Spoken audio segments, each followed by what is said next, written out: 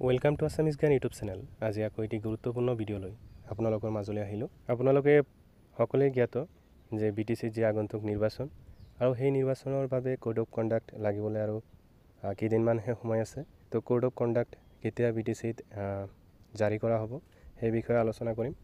লগতে BTCৰ যি নিযুক্তি প্ৰক্ৰিয়া সেই নিযুক্তি প্ৰক্ৰিয়াৰ কি হ'ব সেই বিষয়ে আলোচনা কৰিম। বিশেষকৈ LP UP গ্ৰেড 3 গ্ৰেড 4 আৰু বাকী যিখিনি এপইণ্টমেণ্ট দিব লগা আছে সেই বিষয়ে আলোচনা কৰা হ'ব। তো বলক আজিৰ ভিডিঅ'টি আৰম্ভ কৰোঁ। আপোনালোকে সকলোৱে জ্ঞাত যে বিশেষকৈ LP আৰু UPৰ যি মেৰিট লিষ্ট সেই মেৰিট লিষ্ট প্ৰিপেয়াৰ হৈছিলে, কিন্তু কিছু বিতৰ্কৰ কাৰণে মেৰিট লিষ্ট পাব্লিছ কৰিব নোৱাৰিলে। মই এটা বস্তু লক্ষ্য কৰিছোঁ, ফেচবুক হওক হোৱাটছআপ হওক গ্ৰুপবিলাকত, তো আপোনালোকৰ বহুতেই মোৰ ইউটিউব চেনেলৰ ভিউৱাৰ্ছ হয়, কিছুমান ছাবস্ক্ৰাইবাৰো আছে। তো মই এইটো ভিডিঅ'ৰ জৰিয়তে আপোনালোকক এটা কথাই ক'ব বিচাৰিছোঁ যে আপোনালোকে এতিয়াও যি হোৱাটছআপ ফেচবুক গ্ৰুপত কণ্ট্ৰভাৰ্চি কৰি আছে, নিউজ হওক ODL হওক নাইবা ৰেগুলাৰ হওক, এইবিলাক লৈ যি কণ্ট্ৰভাৰ্চি কৰি আছে, সেই সুযোগটো কিন্তু চৰকাৰে ভালদৰে লৈছে।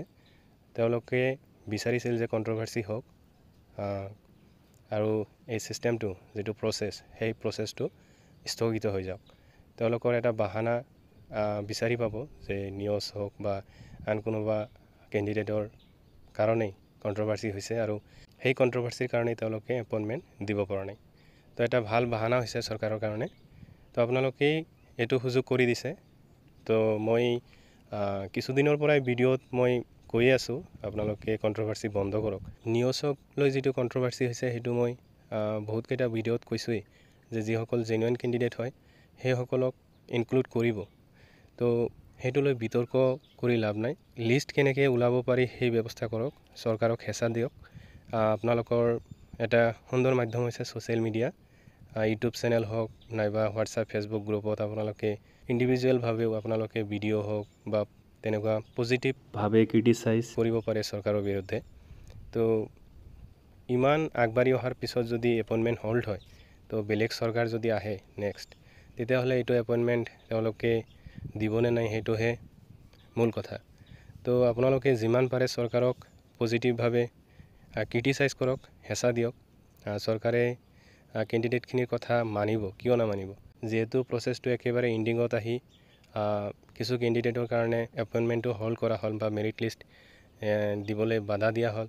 তো সেইখিনি কেণ্ডিডেটৰ কথা যদি চৰকাৰে মানিবলৈ বাধ্য হৈছে, তেতিয়াহ'লে আপোনালোকেও একগোট হৈ চৰকাৰক এইটো ৰিকুৱেষ্ট কৰিব পাৰে, যিহেতু গোটেইখিনি কাম হৈছেই, এতিয়া মেৰিট লিষ্ট দিবলৈ বাকী আছে। তো মই হোৱাটছআপ হওক ফেচবুক হওক বা ইউটিউব চেনেলত আপোনালোকৰ কমেণ্টবিলাক চাই আছিলোঁ। মই তাৰ পৰা এটা বস্তু গম পাইছোঁ, আপোনালোকৰ মাজতে বিভাজন হৈ আছে। কিছুমানে মেৰিট লিষ্ট দিয়াটো বিচাৰি আছে, কিছুমানে মেৰিট লিষ্ট নিদিলেই ভাল। তো আপোনালোকৰ বহুতেই কমেণ্ট কৰি আছিল যে মেৰিট লিষ্ট নিদিয়া MCCৰ আগত কোড অফ কণ্ডাক্ট লাগিবলৈ যিহেতু বেছি দিন নাই। তো বহুতে নিগেটিভ কমেণ্ট কৰি আছিল আৰু সেই নিগেটিভ কমেণ্ট কিন্তু চৰকাৰে ভাল পায়। চৰকাৰে এইটো বিচাৰি আছিল যে নিগেটিভ কমেণ্ট কৰক। তো আপোনালোকৰ মাজতে কণ্ট্ৰভাৰ্চি হ'লে চৰকাৰৰহে লাভ হ'ব। তো চৰকাৰে এইটোৱে বিচাৰে। তো আপোনালোকে নিগেটিভ কমেণ্ট কৰা বাদ দিয়ক। তো এটা হোপ ৰাখক যে MCCৰ আগত যেনেকৈ হ'লেও আমাক মেৰিট লিষ্ট লাগিবই। তো BTCৰ কথাটো আপোনালোকে জানেই যে মেৰিট লিষ্ট আৰু এপইণ্টমেণ্ট দুটা দিনহে খৰচ হয়।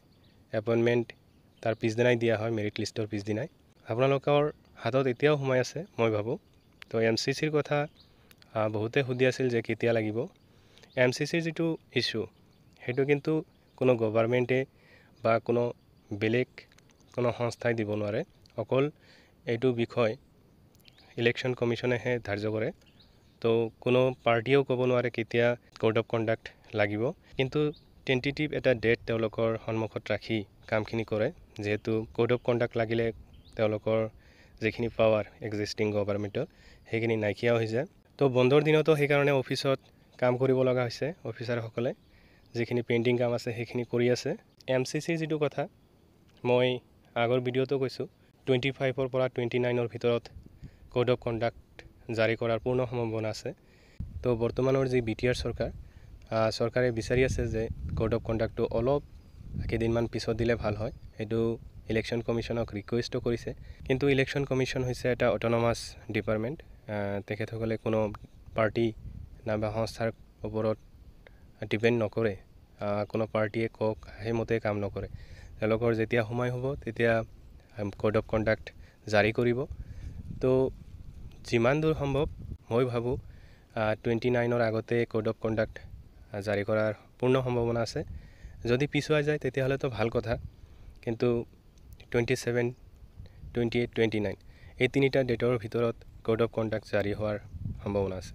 সদৌ শেষত মই এইটোৱে কৈছোঁ যে আপোনালোকে নিজৰ মাজত কণ্ট্ৰভাৰ্চি নকৰিব। যিমান পাৰে গভৰ্ণমেণ্টক এইটো বিষয়লৈ হেঁচা দিয়ক। পজিটিভ এটা মাইণ্ডছেট লৈ আপোনালোকে কাম কৰক। বহুতে কমেণ্ট কৰি আছিল যে মেৰিট লিষ্ট নিদিয়ে আৰু আশা কৰি লাভ নাই, বাদ দিয়ক। এইবিলাক কমেণ্ট যদি চৰকাৰী মানুহে চায় তেওঁলোকে ভালহে পাব যে কমচে কম কেণ্ডিডেটখিনি আশা বাদ দিছে, এতিয়া প্ৰব্লেম নাই যদি মেৰিট লিষ্ট নিদিয়ে। তো আপোনালোকে এটা পজিটিভ মাইণ্ডছেট লওক যে মেৰিট লিষ্ট লাগিবই যেনেকৈ হ'লেও। এইটো আপোনালোকৰ এটা সুযোগ। তো আপোনালোকে যিকোনো প্ৰকাৰে ফিজিকেলি যাওক। তাৰপিছত ছ'চিয়েল মিডিয়া এটা বহুত ডাঙৰ টুল হয় চৰকাৰক পজিটিভ নাইবা নিগেটিভভাৱে ক্ৰিটিচাইজ কৰাৰ। তো মই ভাবোঁ এতিয়া গভৰ্ণমেণ্টক পজিটিভলি কথাখিনি জনাওক। নিগেটিভ ক্ৰিটিচাইজ বেছি কাম নিদিব, যিহেতু সময় একেবাৰে কম, সন্মুখত ইলেকশ্যন আছে। তো আপোনালোকে যদি পজিটিভভাৱে গভৰ্ণমেণ্টক অনুৰোধ কৰে নিশ্চয় ভাল এটা ফল পাব।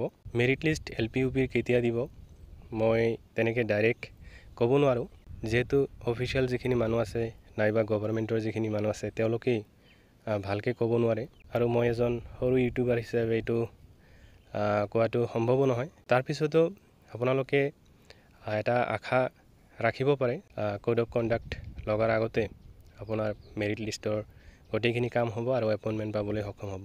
আপোনালোকে বিচাৰিলে মোৰ ভিডিঅ'টো শ্বেয়াৰ কৰিব পাৰে। তো হপ নেৰিব, মই সেইটোৱে কৈছোঁ। বহুতে হপ এৰিছে, নাজানো তেওঁলোকৰ ব্যক্তিগত কি লাভালাভ আছে, তেওঁলোকে নিগেটিভ কমেণ্টবিলাক কৰি আছে, যাৰ বাবে মই ভাবিলোঁ আপোনালোকৰ মাইণ্ডছেট নিগেটিভ যাতে নহয়, পজিটিভ। মই যিমানকেইটা ভিডিঅ' বনাইছোঁ গোটেইকেইটা ভিডিঅ'ত মই কাকো সমালোচনা কৰা নাই। নিউজ হওক, অডিয়েল হওক, ৰেগুলাৰ হওক, সকলোৱে যোগ্য প্ৰাৰ্থীখিনি পাওক সেইটোৱে মই বিচাৰোঁ। আৰু যিমান পাৰে আপোনালোকে ইণ্ডিভিজুৱেলি হ'লেও ছ'চিয়েল মিডিয়া ইউজ কৰক। ফেচবুক আছে, হোৱাটছআপ আছে, নাইবা ইউটিউব চেনেল আছে। আপোনালোকে ইণ্ডিভিজুৱেলি ভিডিঅ' প্ৰস্তুত কৰিব পাৰে বা ছ'চিয়েল মিডিয়াত কিবা এটা পষ্ট কৰিব পাৰে। চৰকাৰে সেইবিলাক বস্তু বহুত বেছি চায়, কাৰণ ছ'চিয়েল মিডিয়া বহুত বেছি ইনফ্লুৱেঞ্চ কৰে চৰকাৰক। তো আপোনালোকে একগোট হোৱাৰ চেষ্টা কৰক, কণ্ট্ৰভাৰ্চি নকৰিব, কাৰণ চাকৰি এটাৰ কাৰণে সকলোৱে কষ্ট কৰে। কোনেও যাতে যোগ্য প্ৰাৰ্থী বঞ্চিত নহয় সেইটো আমিও বিচাৰোঁ। আজিৰ ভিডিঅ'টিত এইখিনিয়ে ক'ব লগা আছিল। যদি ভিডিঅ'টি ভাল পায় চেনেলটি ছাবস্ক্ৰাইব কৰি ৰাখিব আৰু পাৰিলে ভিডিঅ'টি শ্বেয়াৰ কৰিব। তো ভিডিঅ'টি চোৱাৰ বাবে বহুত বহুত ধন্যবাদ।